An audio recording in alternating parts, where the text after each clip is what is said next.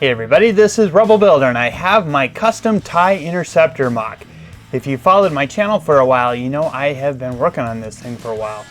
This has been a challenge. This has gone through many iterations. The design process kind of took longer than I thought it would, but here it is in its final form. Now what you'll first notice is the cockpit section here, that this is the same design that I have on my custom TIE fighter. Now it is a little different. It's actually shorter on the length of the solar panel supports here, and that was one of those things that I went back and forth on and really wanted to get it right. The hardest thing to get correct with this vehicle was the proportions, you know, the size of the solar panels here in relation to the cockpit, you know, that had to be right. So I used hinges here to achieve the angle here of the solar panels. Now for the design of these, you know, I went off of Vader's TIE Advanced or even the new TIE Striker, where it's a layer of light bluish gray plates with another layer of black. Now I went back and forth whether to design this like the First Order TIE Fighter or my custom TIE Fighter with hinges and plates going along here, but it just didn't look right. I had that all built out and ended up going this way. You know, again, trying to get this sharp edge, this knife edge look of it, trying to get the proportions correct. For here you can see the little blasters I included, some detail here, and I wanted this to feel like a set, so I took nods from the other TIE Fighter sets we've seen. So I have this piece here, which is common, and just included some layers of tiles, even though I didn't completely do tiles. Again, that's something we've seen on the other sets. I wanted to kind of replicate that.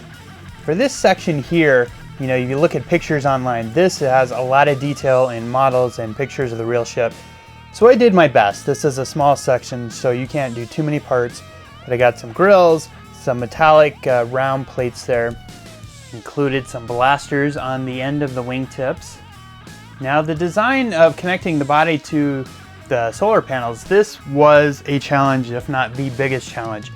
So you can see this differs a little bit from my main TIE Fighter MOC. You know, that one I had just 1x2 round slopes in there. And I had to change that up, for one, because the section got narrower, and also because I'm dealing with a smaller design here. I had to kind of lessen everything by one layer of plates, and so I lost some of that ability to create some more of those details.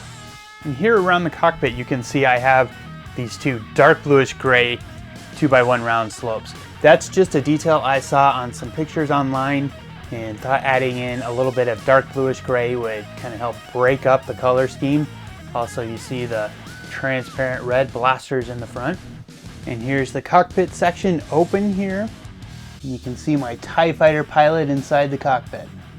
And you can see on the top of the cockpit, I have the same piece that they've included on a lot of the other TIE Fighter sets.